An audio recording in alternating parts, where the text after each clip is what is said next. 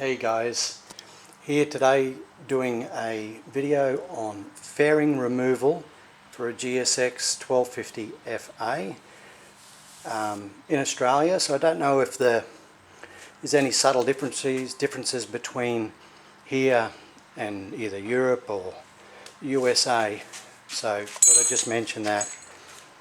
The bike's currently got the fairings removed. I've already removed the fairings because of a couple of specific reasons to start the video this way.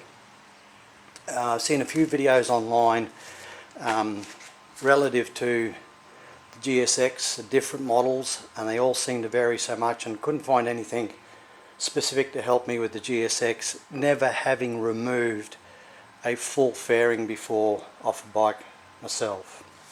First couple of things are that where your mount points are at the top here, just to the left of them on this particular model, there is grommet points. First one is here, second one is there. Other people have mentioned about full rods coming across and having to lift up and pull and various things, but this model has just got two grommets. The other thing to mention is that when you undo all of your bolts at the top, when actually removing the fairing, if I go over to one of the fairings assemblies, you'll see that there is an elongated slot here, and one of the tongues at the front, if I can get a video, pick that up, it's got a little notch. So what I've discovered was when moving, having undone all of the points, and we'll get to the other removal points in a minute, is that you've actually got to, from the front, slide the fairing back towards the back of the bike about 10 millimeters before attempting to continue to flex out at the bottom or pull the fairing down to remove it. So most careful to do that, because the plastic and the other mount points up here, I'd imagine it'd be pretty easy to break. The other thing is the toggles for the indicators. They need to be disconnected first. Maybe stating the obvious here to a lot of people, but for somebody that's never done it before, these things may not be so obvious.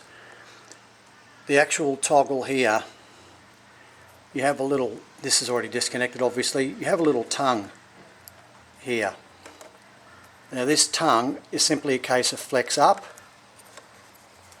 Get that around so you can see it. But it's a case of flexing it up. When you flex it up, then you're able to pull them apart. You don't have to flex it up a huge distance. These actually took a bit of effort to pull apart even with them being flexed. So obviously it hasn't been disconnected for quite some time. The other thing, now, people mention push and pull pins. We've got on this model here, we've got a push pin here, and we've got pull pins. The push pins themselves are fairly obvious when you see them, and I'll show you where the locations are.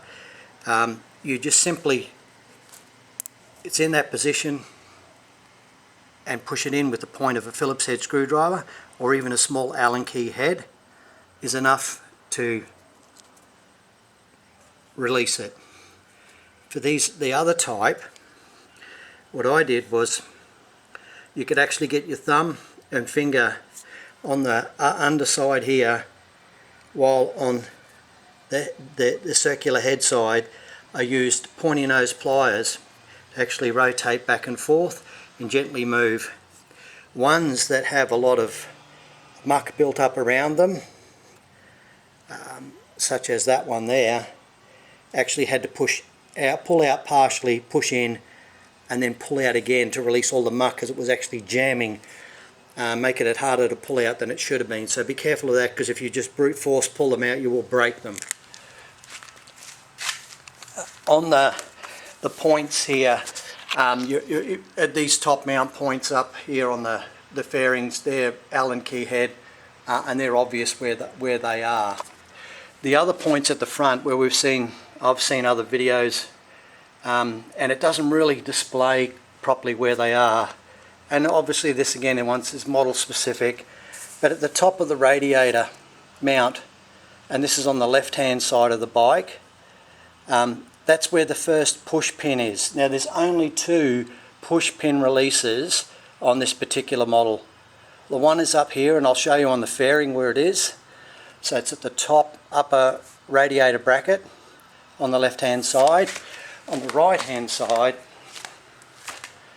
it's also at the top radiator bracket mount here, but facing a different direction, and that's the right hand side fairing.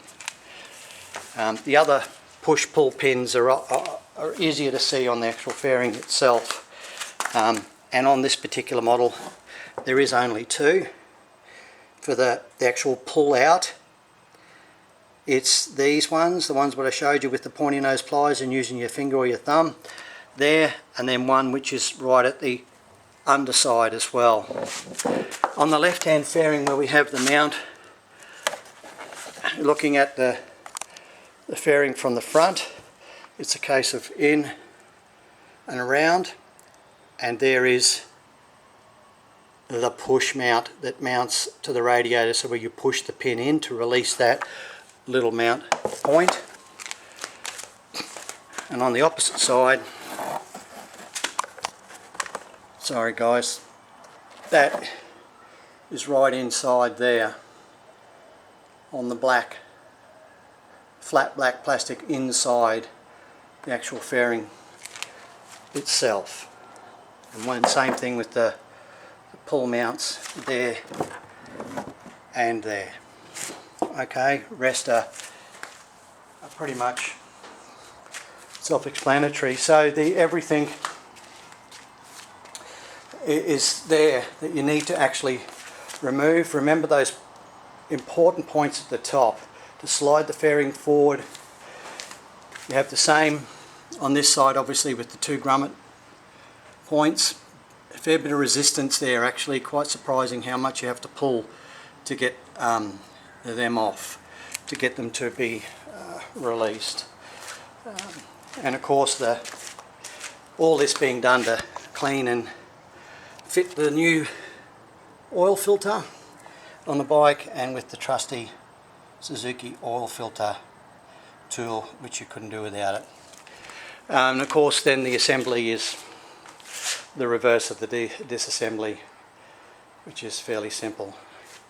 Alright guys, good luck, and hope this helps.